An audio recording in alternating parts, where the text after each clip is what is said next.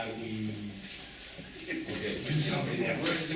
So the only thing I'm gonna ask you, in terms of timeline, you went back 34 years. How far back are we? Well, I mean, we can go ahead, like, That's what I wanna know. You know, I mean, we're getting started. I mean, what we're, you know, in terms of the audience, I mean, what we're doing is we're just essentially organizing a conversation. All right, because our concept is to have a conversation as opposed to people talking at you. You know, we want to talk with you. Now, in order for that to happen, you know, we're formulating what it is that we're going to do, and then, of course, you know, we're going to engage you as far as this ongoing conversation. Because for us, it's not enough to describe what many of us see as a problem, but to go ahead and talk about solutions to the problem. Now, one of the things, of course, I guess we have to do is we have to define, well, is there a problem? Okay. You know, for some people, there may be no problem. They may not say, oh, you know, this is fine. We come to the Vision Festival every year. That's cool. All right? But for many of us, that's not only a problem, but it's also quite different from the experience that many of us had in terms of even growing up. You know, because I can talk about, William Park, he can talk about growing up, and the kind of, Ahmed can talk about growing up and the kind of influence that this particular music had on his life. So, you know, that's important. I don't know if Amiri, Baraka is in transit. I mean, if he was, you know, here or whatever else it is, you know, since he's probably the dean in regards to dealing with this particular issue, you know, we'd probably let him go first. But since he's probably in transit, you know, we'll go ahead and do something else. Now, in terms of establishing order, and in terms of introductions, we can go this way in regards to what's happening. Okay? Are we good? Cool. Okay. Sounds good. Yeah. All right. I'm moderating this, although I probably have a bunch of stuff to say in regards to this particular situation. The title of the panel, as many of you may know, is Decolonizing the Music, Reclaiming the Power of Creative Music in Communities of Color.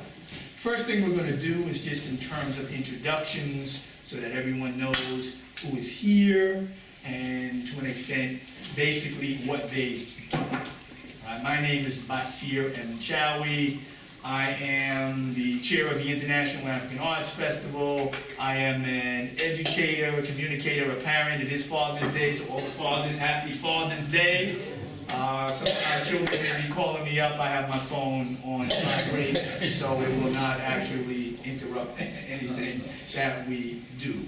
I've been engaged in the music from childhood in many different ways, mainly as somebody who comments and listens and experiences as opposed to actually plays, although that may actually change once again also. I used to, back a long time ago, play, but Play what?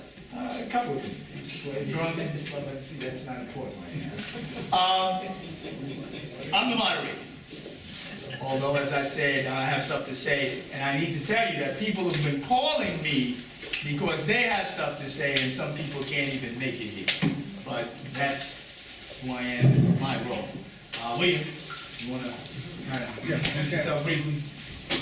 So I'm William Parker. I'm bass player and musician, composer. I write, and I've been an activist through music since the 70s. I was first entered the music scene around 1971, born in Bronx, New York. And what was important for me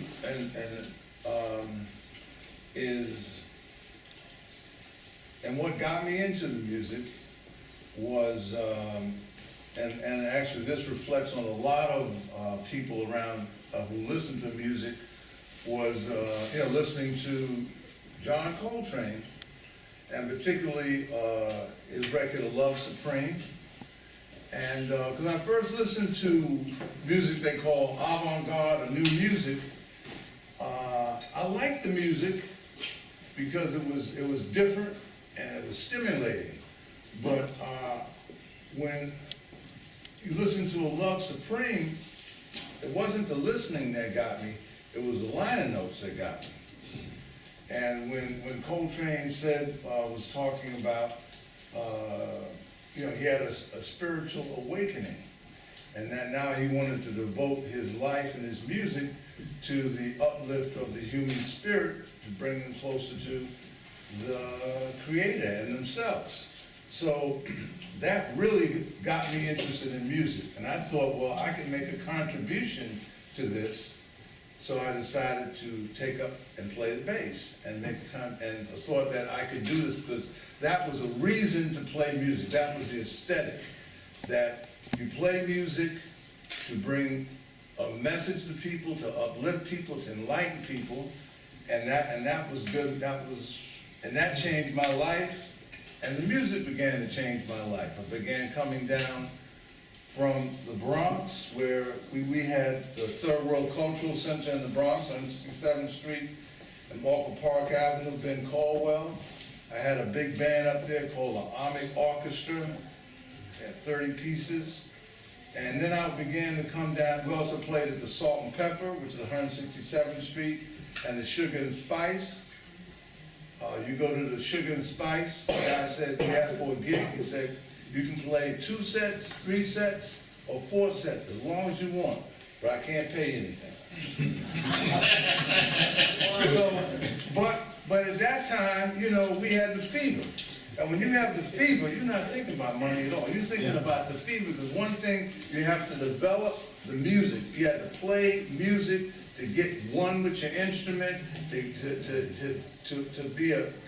strive to be a master. Because it just wasn't about making noise and sounds. You had to control, you had to know the history, you had to know and the mystery. And the mystery was, it was hard, you know, it was something you had to get between the cracks, because it wasn't in any real books. You had to listen to the musicians who knew about the mystery. You know, whether it was Sun Ra or, you know, Albert Eiler, whoever. So then I began to migrate down to Lower East Side, and my first stop was the Firehouse on 11th Street between B and C. Played with a musician named Juice Allen Glover. That was one of my training grounds. And we played every day from 11 o'clock in the morning till about 2 o'clock. Andrew Hill lived on 11th Street. Rashid Sanan lived on right in that area. I forget which street. 10th Street. Charles Burke King went with 10th Street, 11th Street. Yeah. And 10th. He was on 10th Street. And everybody passed through there, you know. I met Billy Higgins, and you know, one day I was playing a duo with a little 6-year-old drummer, and the next thing I look up and Billy Higgins is playing. So then he invited me out to his house at St. Mark's Place, went to his house a couple of days a week, met Clifford Jordan, Chris Anderson, Wilbur Ware. Wilbur Ware lived on 11th Street too. I began taking lessons with Wilbur Ware. So then around 2 o'clock, I go from the Firehouse over to Studio We, 193 Albert Street, where we had Juma Sultan, Ali Abui back there. I saw Ali come in. He's there. All right, beautiful. And we had Harold Smith, we had the Clemson Parker, my brother, he's not my real brother, but Clemson, one of the unknown, unsung heroes of drums. There's many of this cat, there was a whole bunch of Hassans. There was little Hassan, there was light-skinned Hassan, dark-skinned Hassan, tall Hassan, all bunches of Hassan. They were all crazy and could play. There was Eugene, remember Eugene? Oh man, and James Du Bois. And so you play with the Aboriginal Society, the Wee Music House. Then about 7 o'clock, I go over to Sam Rivers, Studio Rivers, you know, and you know, again, music there every night, dealing with Sonny Murray, with Charles Tyler. And then after that, around 11 o'clock to get to Sam's place, I'd go to 6th Avenue. We had a basement, a thing in the basement, where I played with Billy Bang, Daniel Carter, Dewey Johnson. My God, so then we'd stay up to 5, 6 in the morning talking about music. And that was a training ground. And things just began to happen from there. And then that was cool. I'm just giving you a quick synopsis of the whole thing. I'm gonna be done in a minute. And then what happened in the Bronx, because I was also in the Bronx playing with Maxine Sullivan in the house that Jazz built. And Maxine didn't know that I was playing the avant-garde too. But Maxine would pull out that pocket trumpet, and she was playing the avant-garde, you know. And so I played up there, was dealing with Louis McMillan, and then what happened was, when I noticed when I was going to the Bronx, my mother could walk to the drugstore. She had to take a bus to the drugstore. Things were beginning to change. And we had the loft scene, and by 1980, when Jimmy Carter was gone and Ronald Reagan came in, everything began to change, you know. 1977, the bicentennial, they gave money to everybody. You had the Wildflower series, you had all this money. But then in 3 years, all that money was gone. Reagan became president, the rents went up, the musicians things started happening to musicians. You know, they started getting strange diseases and all kinds of things happened. And then by 1986, 87, you know, when I would leave my house to get a container of milk, where I sent me to get a container of milk on the Lower East Side, it'd take me 3 hours to get back, because I'd go out there, and then here comes Frank Love, here comes Don Sherry. We're always having summit meetings on the corner, because there were so many musicians living on the Lower East Side. And then I noticed that there was nobody coming around the corner. You didn't meet everybody, because people were everyone was moving to Brooklyn. And things began to change, you know. And my rent was $75 on 6th Street between 1st and 2nd, and then it went to $90. Then I went to 1st Avenue, and I had a 6-room apartment, paid $122. Okay? And when I left there, it was $220, and then it just, now who knows what it is. But then that's how the community changed. And that's the Lower East Side. So I'm not talking, that's just one community. That's not the community I came from, you know. But in the Bronx, you know, again, we did concerts there. There was never that much audience. The most black audience we had is when we went out to the East, and where else was that? Museum with creative music. The Muse. The Muse. The Muse had black people going to it, and what else? Because that was always, you know, because we could always count the black people in the audience, you know. Anyway, that's me. Okay. Darius.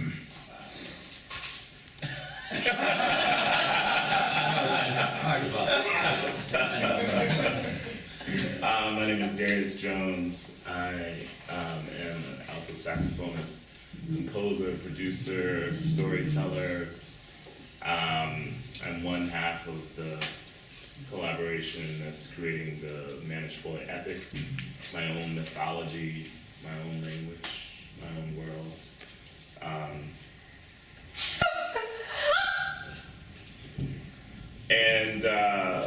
I grew up in Virginia, like down south, like at the beginning of the South. I used to take trips with my mother to Mississippi to visit her family. My father's from Jamaica. I grew up in a household. I started playing the saxophone because my uncle played. He was just a regular guy. He had a little bit of training. He would practice a lot. The things that I would hear out of his room were mainly gospel music and soul music and, you know, Parliament Funkadelic. You know, he was the reason why I started playing. He was the inspiration. I thought something was mysterious because he would have his door closed and you just hear these sounds and him just doing something for hours. Like it was It was beautiful, and you know, it was at my grandfather's house, and there were chickens and all kinds of stuff. I mean, I'm a country boy completely. And I remember I got my horn one day, or he let me come into the room. That's what it was.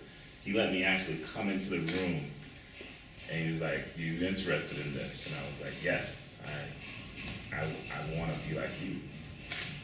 And he said, "All right, come here." And he put the horn up to my mouth, and he said, "Blow."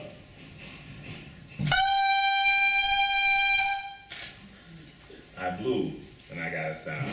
And he said, "All right, so when you get old enough, I'll buy you a horn, and you can play too." And so when I got of age, he bought me a horn. It was my first horn, and the horn I played for many, many, many years. Unfortunately, my uncle did not become a famous saxophonist or any of that, but he still practiced and played, and it was a part of his life, music, you know, playing music, being, like, working on this thing, you know? And I remember the day where I became his inspiration. He said to me, "You are my inspiration. You can do more than I did with this. You can go further." And that's kind of like why I began playing. Like, it was like, there were no other influences. It was just him. There was my family wasn't like hip, didn't know a lot about jazz or any of that stuff. They listened to roots music, basically. Gospel, blues, R&B. You know, my mom, I remember it was a big deal watching the Grammys so we could see Michael Jackson. You know, that was a big deal. That was like a thing, you know, Michael. My mom was really into Shaka Khan, but, you know, got disenchanted when she saw her, you know, be high on stage, because they were religious people, you know, they grew up in church, and so church was my training ground. That's where I learned how to improvise. And when I think about it, that's really how I got into the mystical aspect of what music was, because I didn't know anything about the avant-garde or free music or any of that stuff. I didn't have those, I mean, none of that was a part of my life. There was no one there, there was nothing. There was a radio station, you know, when jazz, you could hear jazz on the radio station. And I remember just listening, you know, to people like Pharoah Sanders and Kenny Garrett, just anybody. I didn't even know who these people were. I was just like taping stuff off, because that's what my uncle did. I was just mimicking what he did, you know, train. I remember one time going to the library, getting some Train, and it was his own record.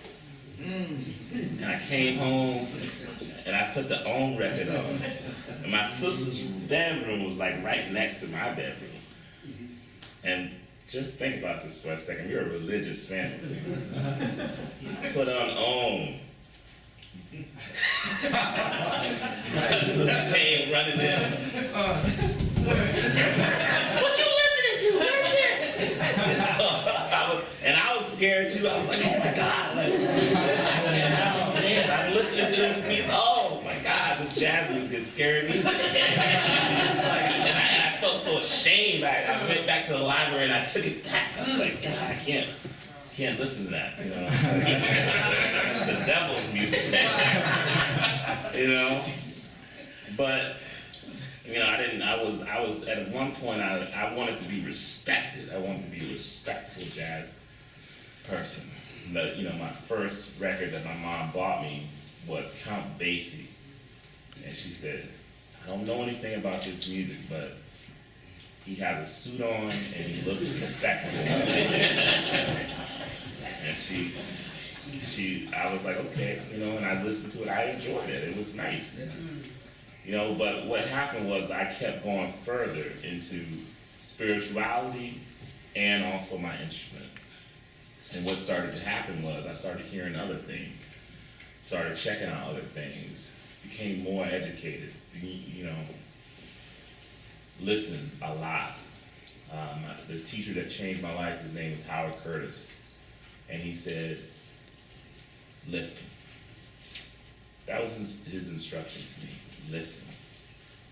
This is something, and I still think about that. On my debut record, I put that on the cover, tattooed on Manish Boy's thumb, listen.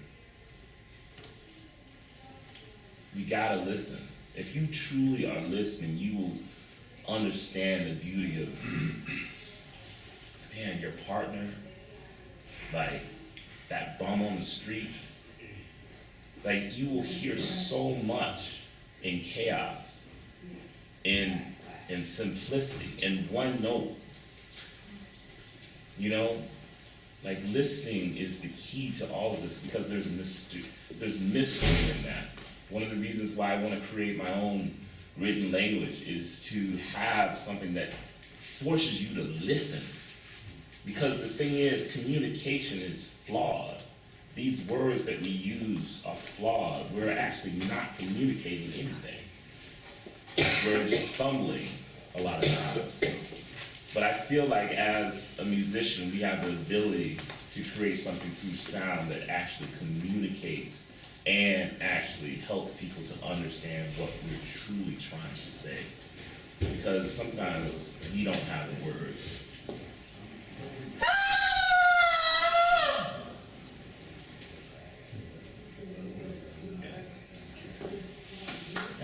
It's spooky.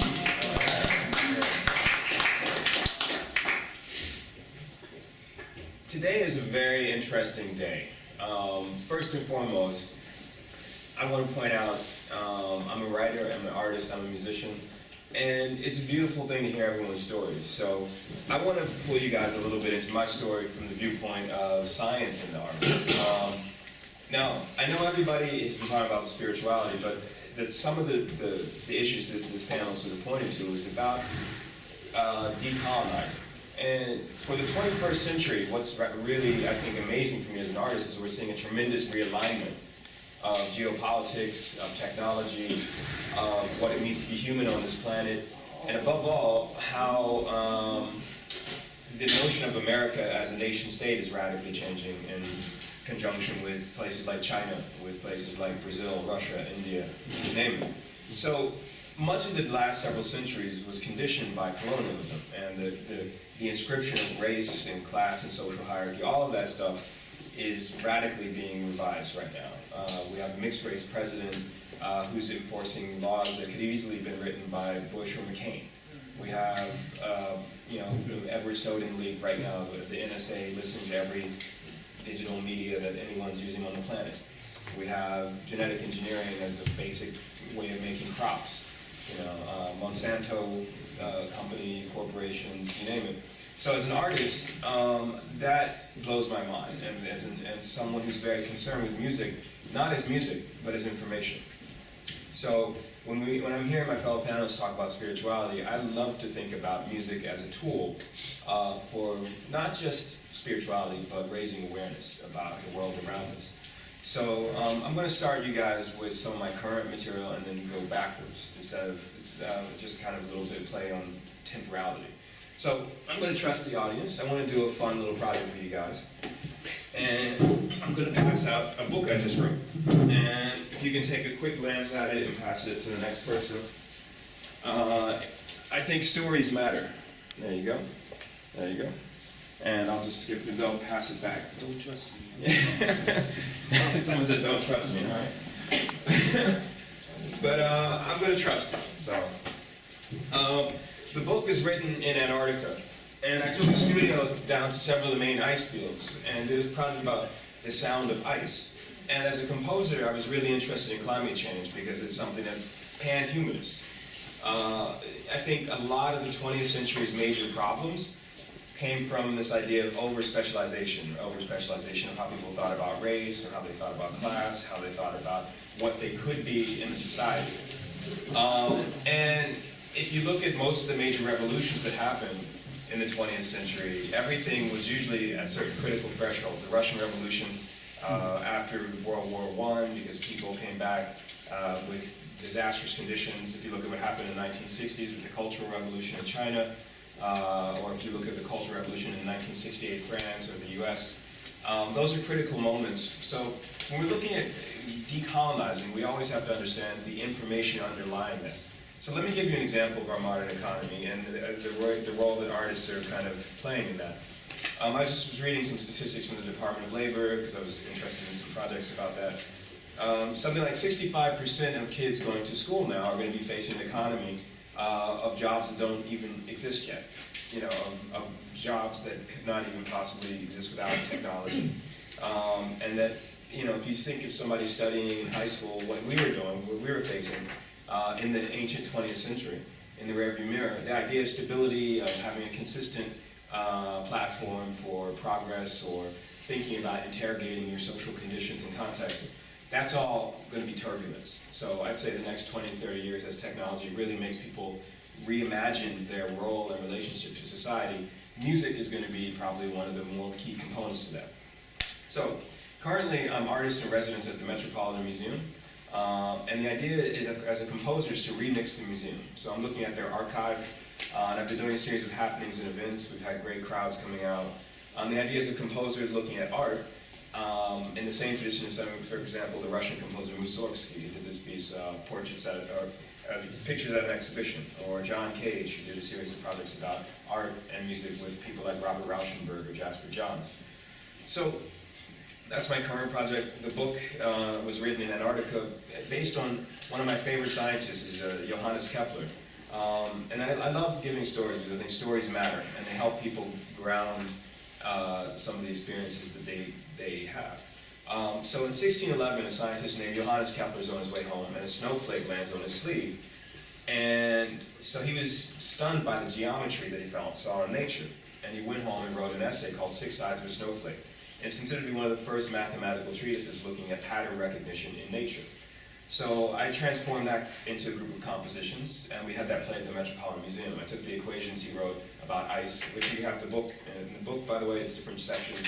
Each one is about different kinds of ice. So if you look at geometry in nature, geometry and music are actually quite parallel. And if you go back to people like Pythagoras or Heraclitus in ancient Greek culture, people have always viewed mathematics and nature as being reflections of one another. Now, if we just get rid of the boundaries, you can see mathematics and music as reflections of one another as well. Mm-hmm. So for me, digital media, I work with people like William Parker, I work with people like Yanis Xenakis, who's a very renowned digital, algorithmic composer. And my background, my father was dean of Howard University Law School in the 60s, and he was a lawyer for people like the Black Panthers. One of his students was actually an aspiring lawyer, Donald Byrd, who influenced my work quite a bit as a child. And I grew up near DuPont Circle in DC. It was a very international community, very multicultural in every possible way. A lot of the embassies. So many of my friends were from India, China, Russia, Japan, Korea. I went to a small Quaker school called Friends Seminary. So I always assumed that there was a cosmopolitanism at play. My mother's a historian of design, and her most recent book is called Threads of Time, Several Hundred Years of Women Designers.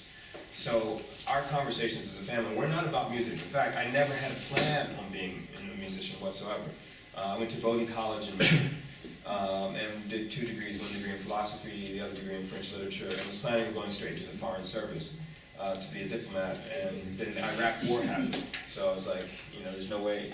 The US has a policy. If there's a war, they're like, we can sell weapons to this side or that side. Fuck it, let's sell weapons to both sides. We're the world's #1 arms dealer. So when that happened, the first Iraq War left me, this is the ancient 90s, it left me with a taste of cynicism that I just was like, wow, I can't go down that path. So, as an artist, I'd always listened to music, and I'd always been involved with conceptual art. And I've had gallery shows with places like Anita Nozay or Jeffrey Deitch or Paula Cooper Gallery. And I've had exhibitions at the Tate Modern or in the Venice Biennial. So these are all components of how I think about art and music. And the idea here is that the 20th century was about separate media, and the 21st century is now going to be about convergent media.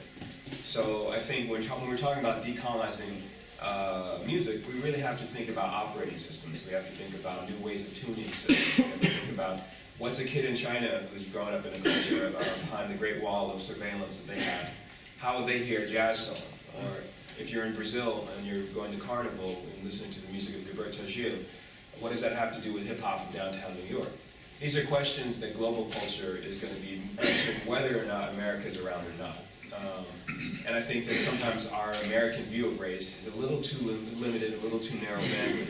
So I very much am pro what I call pan-humanist, and that's where many of my compositions at the moment are looking at environmental issues. So for the Venice Biennial this year, I mapped the ocean currents of the Maldive Islands and made that to a music composition about erasure, because that's going to be the first nation state to sink under the water because of global warming.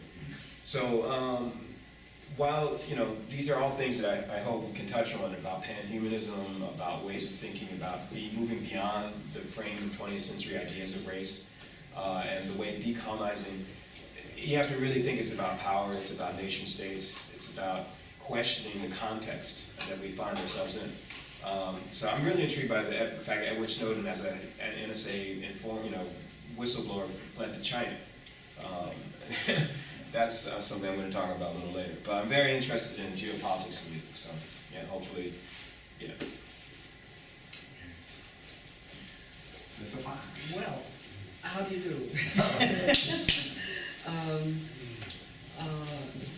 I was born in Harlem and raised in the South Bronx, in the Fort Apache area that is become known as one of the poorest parts of the United States.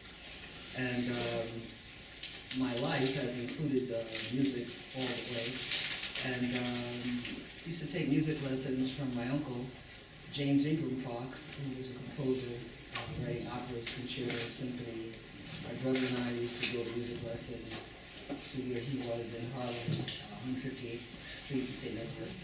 And the same uncle who, along with my dad, belonged to the African Academy of Arts and Research in Harlem in the 1940s.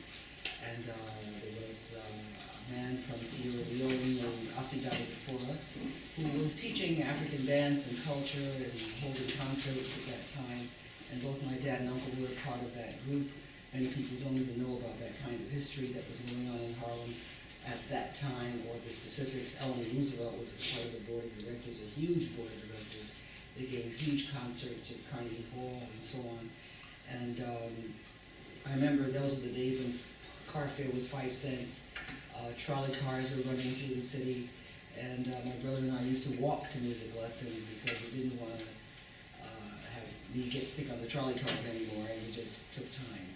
But I remember playing concerts at 16, 17 years old at Carnegie Hall, Town Hall, mostly classical music, Beethoven, Bach, Schubert, Rachmaninoff, etc. And but I always had a dance in my feet on my way to the playground. Even when I was 3 and 4 years old, there was a certain rhythm that you could hear, and maybe I was the only one that was hearing it, but it was kind of universal in a sense. And if I heard any drums or rhythms or records or music of any kind, I started to dance to it, and my mother would quickly say, "Stop that wiggling." You know, but years later, I took up congas and timbales and shakare, percussion in general, and started playing.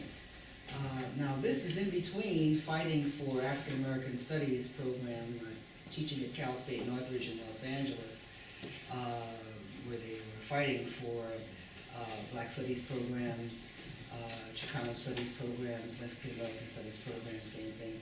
And this was in the 60s. So I left the Bronx in 1962 and came back in 70. And was quite appalled to see the amount of deterioration that was going on there. And it seemed to me that something had to be done. But one of the greatest interruptions to what we must do always in recognizing that knowledge is passed on and that we are a part of a continuum that goes on is to see that the continuum is possible. What we have is such a massive disorder and disruption of neighborhood life that it becomes more emphasized with these, how should I say, the sustenance of institutions rather than people. And it seems as though people have become somewhat disposable. like your coffee cups and different things. And I don't think people realize that standing buildings do not necessarily, even though they may contain the artifacts of what people may have done, that doesn't really contain the power of what it is to transfer knowledge and transfer the rhythms, transfer the internal feeling that actually gets through and then comes out in the notes. It's incredible to see how we went through so much in the Fort Apache South Bronx area. We lost the most housing in United States history at that time. And part of my problem was just preserving my one block that I live on, which, by the way, Thelonious Monk lived on at one time. Elmo Hope grew up on. Bertha Hope, who still plays today, came from that block, Lyman Place. So many people, Leo Mitchell, drummer, is from that block. More, I mean, there's more. Sammy Pierce, the saxophone player, he grew up there, but he lived on that block. His wife raised 13 children on that block. And so my challenge was to see to it that the block continued. And it meant having to fight to save buildings, get trees planted, start a new education system. I've taught every grade, kindergarten to college, and the whole thing could be done in a week. But the problem is that you need to find another way. So I designed a new education system I call condensed vertical education. Before I left California, I was in the middle of a lecture one day, and just in the back of my mind, the word pre-search came to me. And I realized that, to me, it was the knowledge before the searching started. And some other things came as a result of just observation, that the country was on a serious collision course. It's just like two trains heading from east and west on the same track, just a question of time before the economy would just simply collapse. So my whole effort has been, through a new methodology called pre-search, to just start anew. What is it that we're going to do after everything just falls apart, or we just simply run out of funding for different kinds of things that follow slavery-related based economy, which didn't have any more value, you know? And so I started developing the Neo Pre-Search Energy Foundation, and that's some of the principles that I had to develop and apply going back to the Bronx. So we started saving buildings, getting trees planted, getting green thumb gardens going, invited Jazzmobile to come and play a concert every year on the block, so children in the area could get an idea of what music might have been like in the hands of, you know, great musicians and artists, and hear different sounds. I remember playing the piano so many years and wondering, how did those sounds of different instruments actually get produced? I thought everything came out of a piano, and for a long time, I mean, it was amazing. And then I realized that there were other instruments, you know. So, I mean, it dawned on me, you know. And of course, when looking at my uncle's opera, I looked like, oh my God, I mean, turning the pages of that thing with all the woodwinds and the brass and this, I mean, composing that thing was like building a pyramid to me. You know, he was so engrossed, and we began to appreciate the range of his wisdom and the mathematics of what he put together as we got older. I mean, now we realize he was a genius, you know, but at the time, you know, we were just running around, and he was probably yelling and screaming at us, you know, get the music lessons down. And I'm kind of hopping around a bit, but it's a little bit difficult condensing in 5 minutes. But anyway, it was a wonderful challenge to go from figuring out where is the world heading, how are we going to understand that we're all the same DNA, that there is no such thing as race, and that the whole thing is quite a bit of a problem. And so I put up on the wall of my center a list of 186 African tribes' names, so that children, if they saw that, would know that this is just a reminder of how much we do not know. And that not all of these names were involved in a capture process. Maybe only 5 or 6 might have been involved. And that there were many who did not get caught up in the nonsense games that we see resulting today, and what we call education and so on, but it's not really. And so we need to take a look at the music that comes out of the experience, and what is the music of universe, and then the music and the sound of the babies, and the sound of the mothers who are wishing full life for those babies, and the fathers who are wishing full life for those babies. And that, in essence, is the thing that tunes your body and begins to remind your body of the uniformity and the whole mathematic that keeps you kind of in step all the way. Your kidney is not going to be fighting with your liver, you know, and different things. Your heart will stick with you whether you're sleeping, yelling, screaming, or whatever, it's still beating. And these are the things that create a world of music that brings us closer together. And, you know, kind of listening to the hip hop that comes out of the experience, you know, and not necessarily get too carried away by the words. Anyway, I did write a book called Jealousy Be Gone, and just a series of one-liners, because it seems like education is full of the kinds of things that make people compete against each other rather than join in. And I think children want to be together a great deal. We also closed down our street on Lyman for 37 years now for a summer play street. And that's where children can play every day, Monday to Friday, all July and August, no cars. We're getting into our 37th year now of the play street. And that's any one-way street that has no bus route, no businesses, and 51% of the residents signed a petition that you take to your planning board. Any such street, or any such residential one-way street in New York City can do this in all 5 boroughs. So I try to remind that even though populations are constantly changing, which is part of the problem, we can do something to help bring about a kind of a way that children can still get to know each other, learn about each other in their early days, make friendships that often last a lifetime. So these are some of the things we're working on. I had an all-female group at one time. Akua Dixon was part of that group. Renee Badabasino. Who else? Let me see now. Bass players, yeah, Kim Clark, and so on. And we played concerts. Maxine Sullivan, who lived around the corner, emceed one of the concerts at the time. And it's been a fantastic journey to depart from and separate yourself from some of the things that bind us. And I think we have an illustrious person covering that, right? And so it's been a real challenge to recognize the feeling of agriculture. Maybe I can take a minute because Mr. Baraka is here.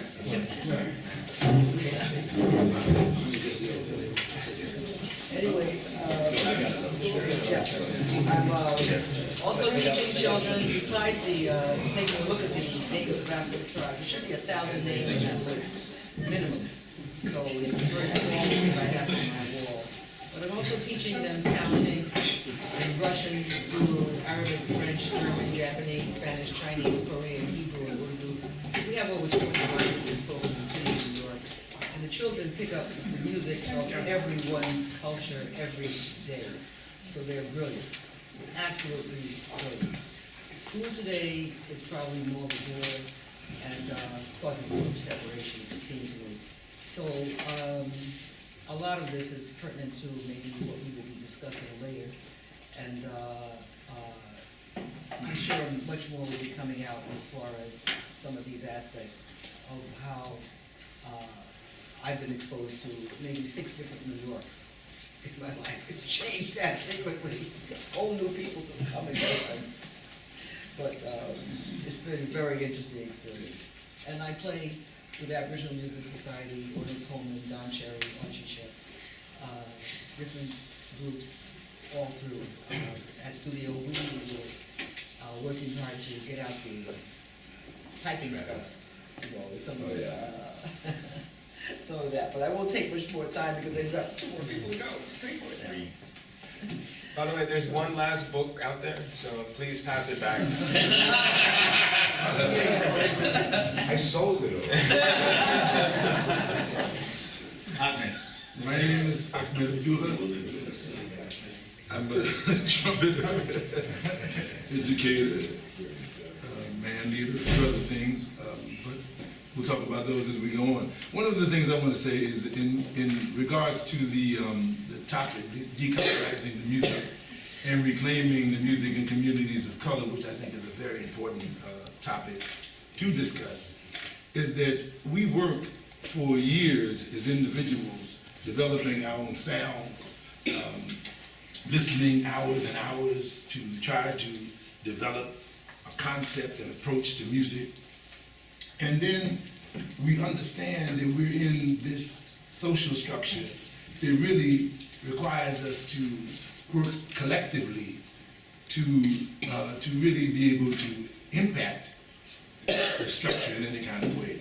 You know, so we are caught in a bind in a sense, because we have to develop individually, we have to develop our egos, but then we really, in order to really move things along, we gotta be ready to work collectively. We gotta be able to work in groups.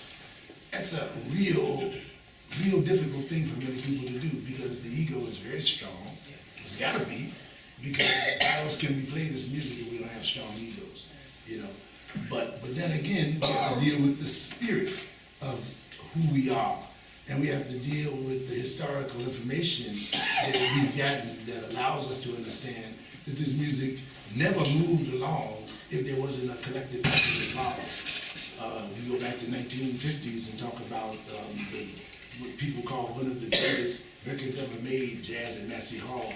We look at the fact that Charlie Mingus and Max Roach, you know, synergized and created this record label, Deep Records, and came up with a recording with Charlie Parker and Dizzy Gillespie and Bud Powell and Max and Charlie Mingus were on that. You know, you go fast forward to the 1960s and we look at the Jazz Composers Guild and look at the fact that Bill Dixon got those people like Roswell Rudd and Sun Ra and Archie Shepp, you know, and Cecil Taylor involved in a collective organization. Very strong-minded individuals, but they were able to work together to move the music forward. You know, at the same time, Amiri Baraka, I'm sure he's going to talk to you about the Barts and what they did in Harlem to move the music forward. Collective organization. We go forward to the 1970s and we talk about the fact that George Wein was coming into New York, and then we had the New York Musicians Festival, which decided that he was not going to come into New York and not hire musicians in New York, and so the musicians in New York organized, thousands of musicians organized, and we created our own New York Musicians Festival, and there were many organizations that were involved in that. In fact, that was the beginning of the loft movement, because one of the places, Studio V, correct, right, which was the primary organizer of this whole thing, you know, they encouraged other people to organize places, you know, and Studio Bibby actually opened its doors as a result of the New York Musicians Festival. I fortunately got to play there on the very first night it opened, 1972, with a group that we were just have a recording release, the Melodic Quartet. The group was together from 1971 until 1974, so William Parker was a part of that band. One of the things that why this is so important to me is that over the last year, I've had to write the liner notes for a couple of recordings, collective ensembles, which were never released, and they would never have been released if this label in Lithuania called No Business Records, No Business Records, released these two collective ensembles, one called The Group from 1986 and one called the Melodic Quartet from 1974. Now, these are very important organizations, right? Because we were always about doing that. We were trying to move the music forward, and we knew that we couldn't move the music forward without egos. We had to come under the heading of something that was cooperative. And we did that, but of course, the fact that we did it meant that our recordings were never really put out there because it wasn't under my name, it wasn't under Charles Berkeen's name or William Parker's name or Roger Blank's name, it was the Melodic Quartet. The group, we had Billy Bang and Marion Brown and Cerrone and Fred Hopkins, right? And Andrew Cyril, but we didn't put it under any of our names, we called it the group, you know. But as a result of that, we couldn't get work, you see what I'm saying? So the fact that we're in this trick of understanding that we've got to move collectively, but then we are strong individuals, is a reality that the only way we're going to move this music forward is to get past that understanding that really we're living in the belly of this imperialistic country that decides that it will move its tentacles throughout the world. And we're right here. And certainly there's going to be no help, you know, from the government in helping us to then change its course of action. The only help that we're going to have is if we understand what we're in and then move collectively to try to change that in the communities that we're in. I'm involved in a place now called Sisters Place. We have been bringing the music into communities of color for the last 18 years. We've been doing this as long as the Mission Festivals have been doing it at the Stuyvesant on Nostrand Avenue, yeah? And we followed up on what the East was doing because we really are blocked down the street from where the East was. And Basir is going to tell you, I'm sure, about the East. But the very first concert I ever did with Sun Ra, and I worked with Sun Ra for about 22 years with him and with the band, and that was a collective ensemble, even though it was under his name. Yeah, it was a collective and a cooperative effort that we did, you know. But the very first concert I did with Sun Ra, I did at the East, yeah, and the East would not have been there if that organization, a collective organization, had not been in place to allow that to happen. You see what I'm saying? So in any instance where you find actions that move the music forward, you're going to find a collective behind it, yeah? And so if we're ever going to really address this question seriously, that's where we got to go. That's all I got to say about it. Thank you. Yeah. If you don't mind, I'm in the background. I'm going to stand if you don't mind. Or should I sit down? We need to see you, Yeah. so we find a place. Okay. Have a more. Make some room, people. Okay, very good, very good. Thank you. My name is Juma Sultan, and I'm a musician. I play multi-instruments. I came to New York, and I came to New York primarily as a bass player with Sonny Simmons, probably 1966. Since then, or even prior to that, I've been documenting and archiving the music since 1962. I have a website at Clarkson University called Juma's Archive. If anyone's interested, you can look on there and you'll see Abdullah, you'll see William Parker, you'll see many of the artists that were on there in the 60s that represented the so-called avant-garde movement and things of that nature. I played with many people when Archie Shep, Mama probably don't remember me, but when they used to live in the same building in the Bowery, I mean, things of that nature. We're covering, this is a broad topic that they have here, decolonizing music. Because see, we're here, and most of us here are here because we love avant-garde and the new music and the spiritual expression. As this brother here was speaking, the music came from there. See, all the creative movement and the creative aspect came from the black community. And I see where at different points where it was divorced because of different things. We can go back and we can look at it. We can look at the fill songs. We can look at the blues. We can look at the gospels, and we can look at the difference and how the divisions have come in. So it's a very broad topic for me, for us to discuss this level. And to be honest with you, I cross over all genres of music. I love country western. I love hillbilly. I love Mexican. I love all kinds of music. But my primary is the true creative expression of music. And so, I mean, this is why I asked the brother here on the timeline, how far back does he want to go when he starts talking about the creative music? Because the impetus, the essence of American music here in this country comes from the source of black. All the popular music stems from that, and it comes from the gospel. It comes from all of it, and to me, it's spiritually based in that regard. Even to my preference is so-called new music, avant-garde, or what we hear now. But that particular genre has never been as popular in the community of color as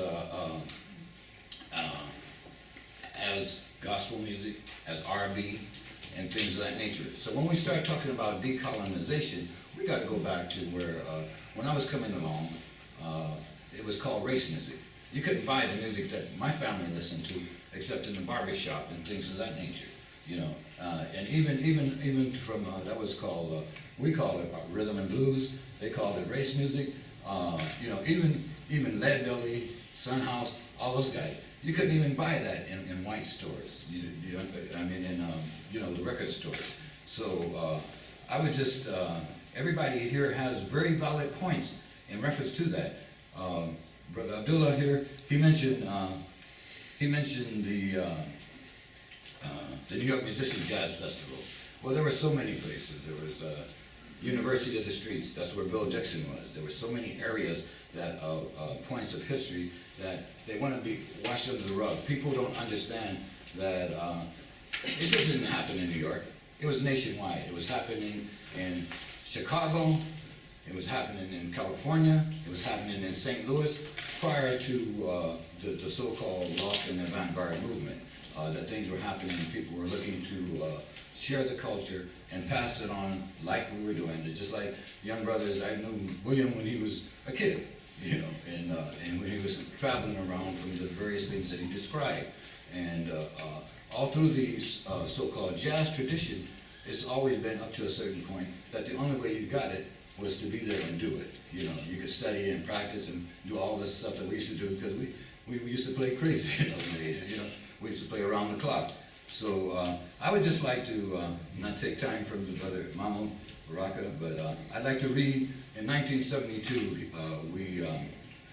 George Wayne came to New York with the Jazz Festival. He hired very few musicians from New York that were residing in New York in the 5 borough area.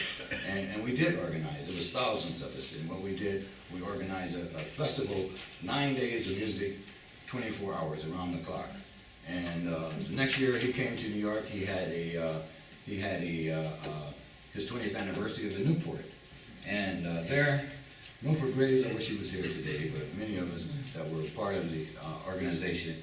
And I would just like to conclude with reading the speech that was read at the Rainbow Grove when we received Carnegie Hall, Alice Tully Hall to present our concerts. And Abdullah, you were at Lincoln Center. Yep. And it was something earlier, before Masalas and all of that. We had already been producing concerts there, Brooklyn, but also outreach to try to reach a broader audience.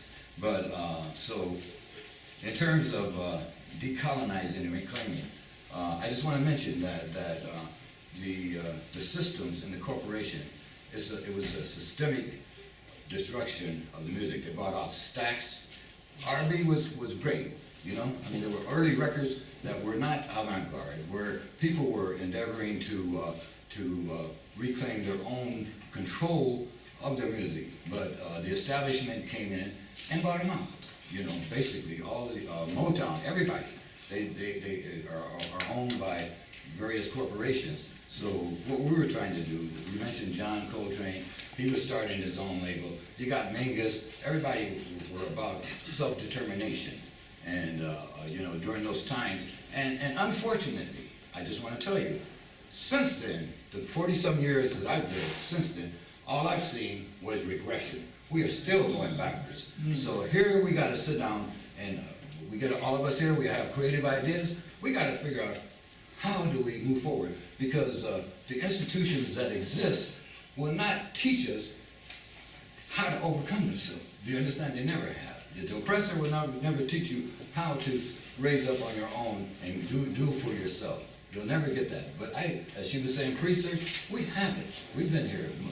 I look at the brothers here, I've known for many years. We have it. Now, a forum like this is great, but we need to get together and get our heads together, because You got stuff out there. All you mentioned juice. You got we all have something. Now we have to, at this point, for the sake of posterity and our future generation, come together and make a step in this area. And it just doesn't include avant-garde jazz, because see, now we're looking at, okay, how do we reclaim it? Well, hip-hop isn't the answer. There's got to be something after it.